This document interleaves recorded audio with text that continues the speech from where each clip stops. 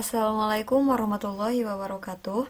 Bertemu lagi bersama saya Fitriani, Prodi Akuntansi Fakultas Ekonomi Universitas Balai Bandung.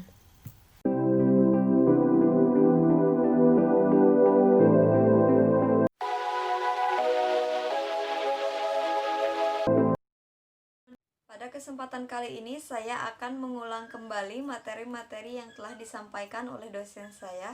Yang pertama yang akan saya bahas mengenai auditing.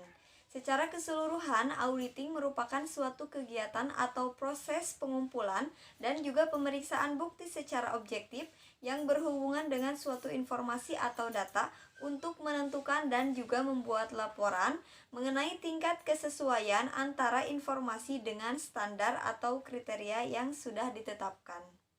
Menurut Sukrisno Agus, auditing adalah suatu pemeriksaan yang dilakukan secara kritis dan sistematis oleh pihak yang independen terhadap laporan keuangan yang telah disusun oleh manajemen beserta catatan-catatan pembukuan dan bukti-bukti pendukungnya untuk dapat memberikan pendapat mengenai kewajaran laporan keuangan tersebut. Ada beberapa poin penting dari pengertian audit itu sendiri. Yang pertama, yang diperiksa adalah laporan keuangan yang telah disusun oleh manajemen beserta catatan-catatan pembukuan dan bukti-bukti pendukung lainnya. Lalu yang kedua, pemeriksaan dilakukan secara kritis dan sistematis. Maksud dari kritis di sini adalah pemeriksaan harus dipimpin oleh seorang yang bergelar akuntan dan mempunyai izin praktek sebagai akuntan publik di Menteri Keuangan. Lalu secara sistematis maksudnya adalah akuntan publik harus merencanakan atau membuat audit plan yang di dalamnya memuat kapan pemeriksaan akan dimulai, berapa lama, kapan laporan harus selesai, dan memperkirakan masalah-masalah apa saja yang akan dihadapi ketika melakukan pemeriksaan. Dan pemeriksaan harus dilakukan oleh seorang akuntan publik yang independen atau tidak mempunyai kepentingan tertentu di perusahaan yang akan diaudit atau mempunyai hubungan khusus semisal keluarga dari pemegang saham atau direksi. Lantas mengapa sih akuntan publik ini harus independen? Karena akuntan publik itu adalah orang kepercayaan masyarakat yang harus bekerja secara objektif, tidak memihak, dan melaporkan apa adanya. Tujuan pemeriksaan akuntan adalah untuk dapat memberikan pendapat mengenai kewajaran laporan keuangan yang diperiksa. Laporan keuangan yang wajar adalah yang disusun berdasarkan FABU atau prinsip akuntansi berterima umum, diterapkan secara konsisten dan tidak mengandung kesalahan secara material. Akuntan publik tidak menyatakan bahwa laporan tersebut benar karena pemeriksaannya dilakukan secara sampling, sehingga mungkin saja terdapat kesalahan dalam laporan keuangan, tetapi jumlahnya tidak material, sehingga tidak mempengaruhi kewajaran laporan keuangan secara keseluruhan. Perbedaan accounting dan auditing. Yang pertama dibedakan menurut sifatnya. Auditing memiliki sifat analitis karena akuntan publik memulai pemeriksaannya dari angka-angka, lalu dicocokkan dengan neraca saldo, buku besar, buku harian, bukti-bukti pembukuan, dan sub-buku besar.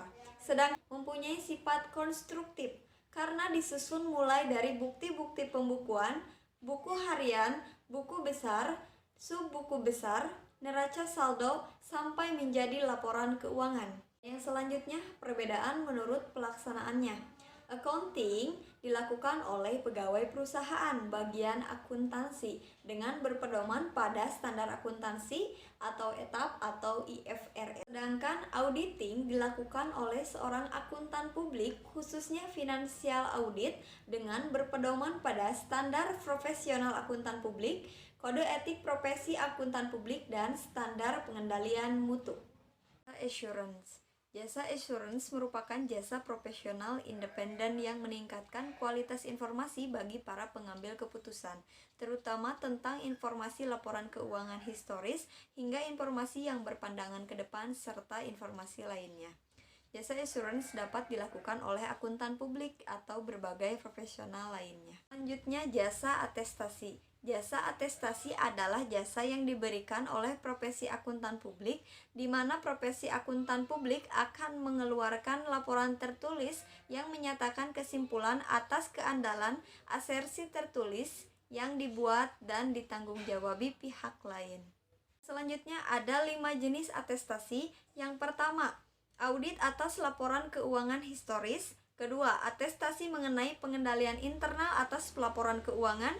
Tiga, telaah atau review atas laporan keuangan historis. Yang keempat, jasa atestasi mengenai teknologi informasi. Dan yang kelima, jasa atestasi lainnya.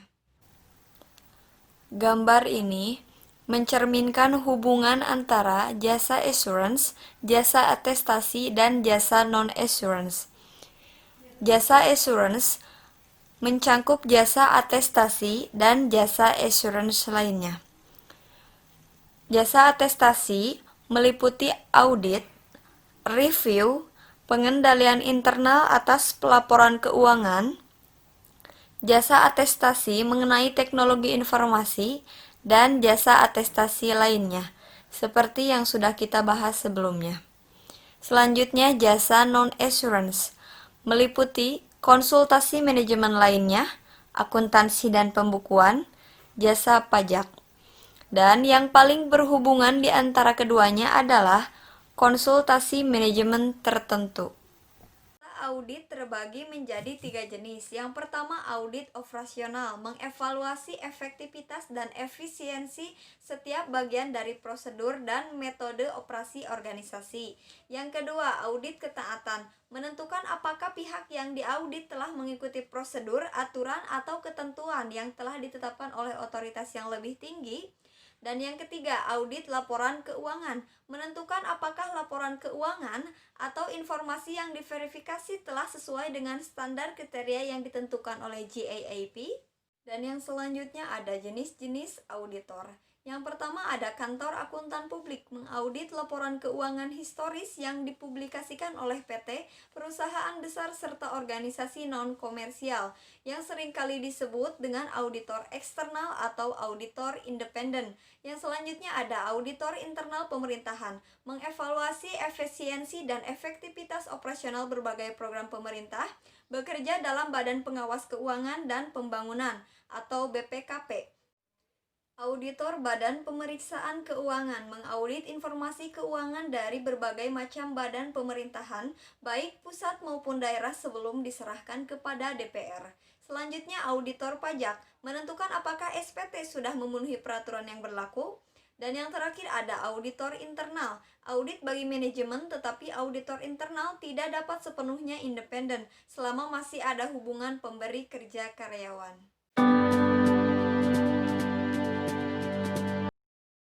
Kantor Akuntan Publik. Kegiatan kantor akuntan publik, jasa akuntansi dan pembukuan untuk menyusun laporan keuangan, jasa perpajakan untuk menyiapkan SPT pajak perusahaan dan perorangan, jasa konsultasi manajemen untuk mengoperasikan bisnis secara lebih efisien, perencanaan keuangan, penilaian usaha, akuntansi forensik, dan audit internal outsourcing. Struktur kantor akuntan publik dipengaruhi oleh 3 faktor. Yang pertama, kebutuhan akan independensi dari klien. 2, pentingnya struktur untuk memicu kompetensi. Dan yang ketiga, meningkatkan resiko tuntutan hukum yang dihadapi auditor. Sedangkan menurut PMK 17 tahun 2008, struktur organisasi KAP adalah perusahaan, perorangan, dan persekutuan.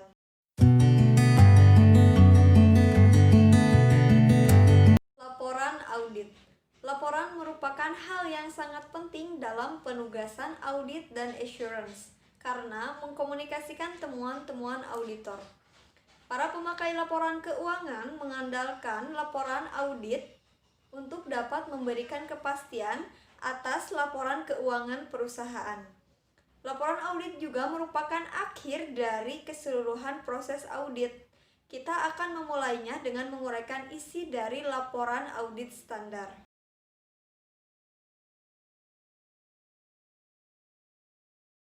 Kewajiban hukum dalam audit timbul dari kekurangpahaman para pemakai laporan keuangan yang menyebabkan adanya tuntutan kepada akuntan publik.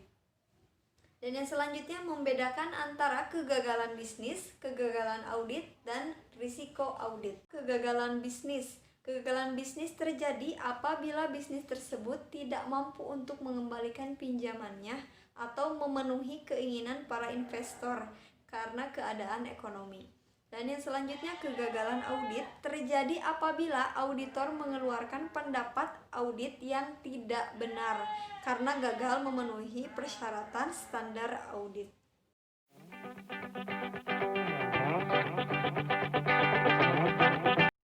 Tujuan dari pengauditan laporan keuangan ialah pemberian opini atas kewajaran di mana laporan tersebut telah disajikan secara wajar dalam segala hal yang material, posisi keuangan, hasil usaha, dan arus kas sesuai dengan prinsip-prinsip akuntansi yang berlaku umum di Indonesia.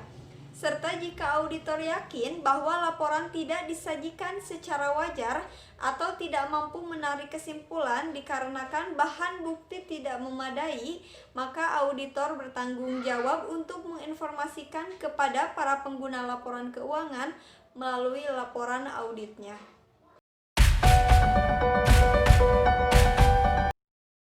Pengertian bukti audit adalah setiap informasi yang digunakan oleh auditor untuk menentukan apakah informasi yang diaudit telah dinyatakan sesuai dengan kriteria yang ditetapkan, serta mencangkup informasi yang persuasif dan informasi kurang persuasif. Keputusan bukti audit. Yang pertama, prosedur audit yang akan digunakan. Kedua, berapa ukuran sampel yang akan dipilih untuk prosedur tersebut. Yang ketiga, item-item mana yang akan dipilih dari populasi. Dan yang terakhir, kapan melaksanakan prosedur tersebut. Selanjutnya, ketepatan bukti. Ukuran mutu bukti yang berarti relevansi dan reliabilitasnya memenuhi tujuan audit untuk kelas transaksi, saldo akun, dan pengungkapan yang berkaitan. Reliabilitas bukti. Bukti harus dapat dipercaya atau layak dipercaya. Berikut karakteristik bukti yang dapat diandalkan. Di antaranya independensi penyedia bukti, efektivitas pengendalian internal klien, pengetahuan langsung auditor, kualifikasi individu yang menyediakan informasi, tingkat objektivitas, dan ketepatan waktu. Selanjutnya, kecukupan. Kecukupan bukti diukur oleh ukuran sampel yang dipilih auditor dan item yang diuji. Yang terakhir, ada 8 jenis bukti audit. Yang pertama, pemeriksaan fisik, konfirmasi, dokumentasi, prosedur analisis, wawancara, rekalkulasi, pelaksanaan ulang, dan observasi. Sekian video dari saya. Wassalamualaikum warahmatullahi wabarakatuh. Thanks for watching.